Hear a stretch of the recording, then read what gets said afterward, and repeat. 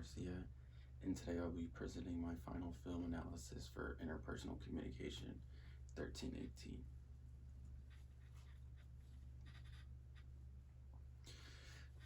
So, a quick summary of the movie Boys in the Hood is that Trey was being raised by his mother and he started to act up, so she had warned him that if he wasn't going to be a good man, that she would have to send him off to his father's. And so, with Trey being the kid that he was, he struggled in school. So, when he was only 10 years old, his mother decided it would be better for him to live with his father in Los Angeles, in the hood, so he can teach him how to be a man. And Trey's father, which happily takes him in because he's always wanted custody of the boy, takes him in to teach him how to be a proper man with strict rules and expectations. In the hood, he meets a gang of kids: Doughboy, Dookie, Chris, and Ricky. And they're all part of a gang. And as they grow up, they all become really good friends and start a little gang in which they all partake in. And then the movie proceeds in 1991, 10 years later, when all the boys, or 7 years later, when all the boys are seniors in high school, about to graduate. And Ricky is currently a talented football player, and Trey is a good boy studying well, trying to make it on scholarships, leading to a good college to make it out of the hood. And Ricky and Trey find themselves in the middle of a drive-by shooting from Doughboy and their gangs, rivals, and it ends up costing the life of Ricky.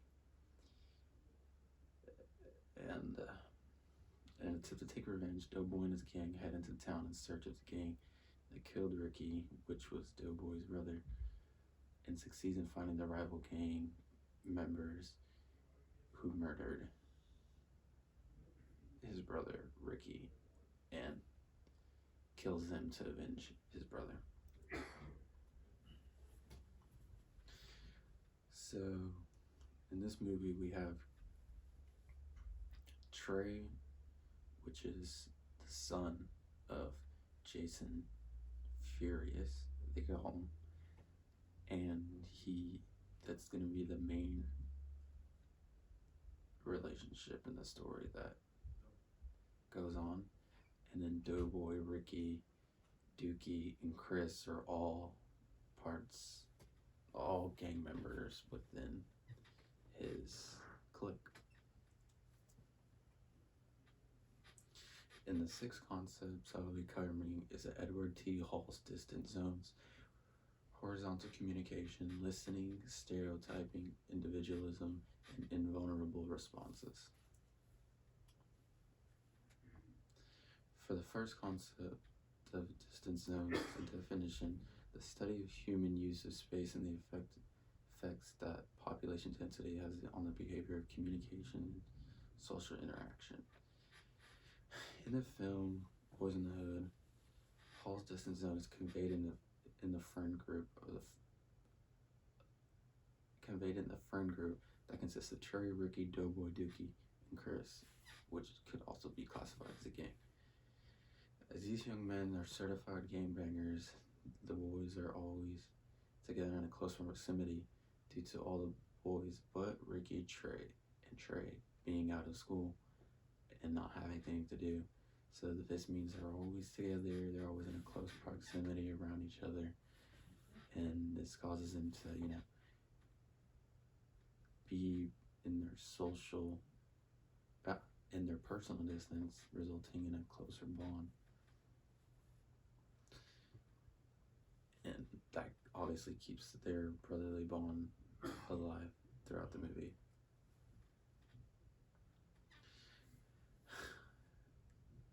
Distance zones is used to assert the types of proxemic there are within the space around a person. The furthest zone in public distance is public distance, and this is anywhere between 12 to 25 feet.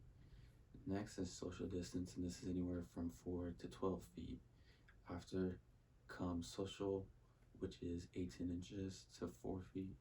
And then lastly, closest is intimate zone, and that's 18 inches to touching. Hall's distance zones are something we experience on multiple occasions through a day. Every time we're approached by a stranger, we can tell what they're trying to convey depending on how close they are, or like if somebody gets in your personal distance, you know to take it personal, or if anybody's just saying like, hey, what's up, from about 12 feet away.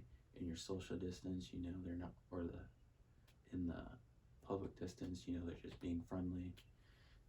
And yeah. And for the second concept is going to be horizontal communication. Communication among colleagues or coworkers at the same level within an organization, or in other words, within a group. With being in a so-called gang, you come to terms with having to communicate with the other members of the gang to carry out tasks. This is no exception in Boys in the Hood. We see Doughboy and the gang communicate amongst each other in the scene which his rivals pull up on their proclaimed street and try to commit a drive-by on Doughboy and his gang while they're sitting out on his front porch. Chris spots the rivals in the car at the entrance of the street and quickly alerts his fellow peers, resulting in them taking action. Doughboy gets every one of his members or his friends to pull out their guns and stand in his front yard to deter them away from trying to commit a drive-by on them. Horizontal communication is used in a group setting where 2 or more people have to communicate in order to execute tasks and execute them well. With the more horizontal communication taking place, it better resolves conflicts and brings better ideas. With horizontal being a thing that occurs in a group setting in everyday life, horizontal communication would happen mostly in schools or at a place of employment. Horizontal communication is a concept that can always result in the better development of ideas and better utilization of a team effort.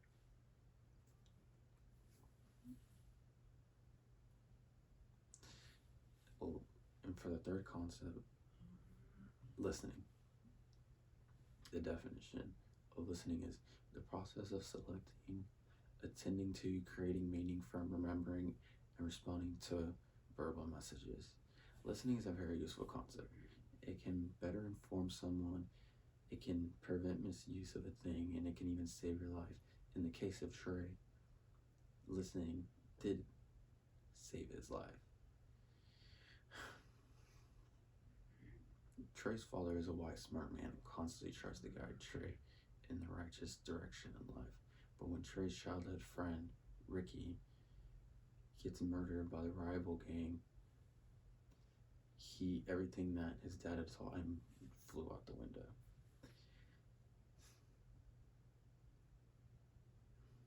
And they knew who had murdered his friend, and he wanted revenge in the form of blood. In this turning point scene where Trey gets confronted trying to leave the house with a gun by his father, his dad proceeds to give him these wise words: "I'm sorry about your friend, and my heart goes out to their family, but that is their problem, Trey, and you're my problem." Trey then hands his father the gun after an intense, standoff, and Trey hands his father the gun, and proceeds to go to his room and get washed up from all the blood he had on it.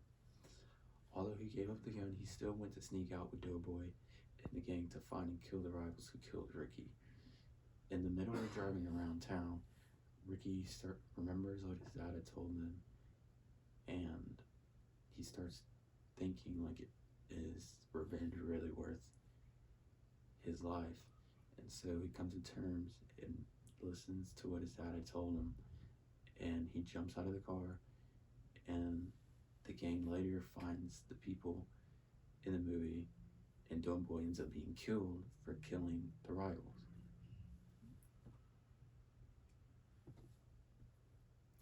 Listening is the action of actively retaining what is being said by another and being able to process such things and apply commands given to retaining knowledge given.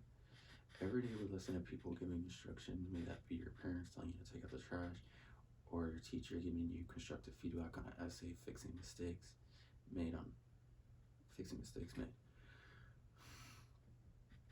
Without it, no one would ever be able to communicate with another. Fourth concept, stereotyping. The definition of stereotyping is to place a person or group of persons into a flexible, all-encompassing category. Trey's father has lived in the ghetto all his life, and he sees where this gangster lifestyle, when the hood engulfs these young men, young gangbangers. From seeing all these kids live and die while still young, Trey's father can spot when a kid in the hood will become a good-for-nothing gangbanger that would be dead in the next few years. To help Trey understand what hanging with Doughboy in the gang will make Trey, his father stereotypes all the members of the gang. He constantly reminds Trey of why Chris is in a wheelchair, which is for gang activity and being shot, and where Doughboy is going to end up, which in turn, at the end of the movie, he ends up dead. He doesn't have any hope for Doughboy, and Trey's father knows he will be dead in no time due to him fitting his exact stereotypes of what a mindless teenage gangbanger is in South Central LA.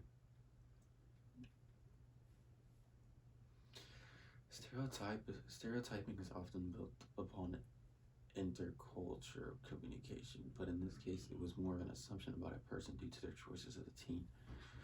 With these assumptions that are made by a person's age, race, religion, etc., people tend to give attributes to a stranger that are typically false just because it might be fitting of a stereotype.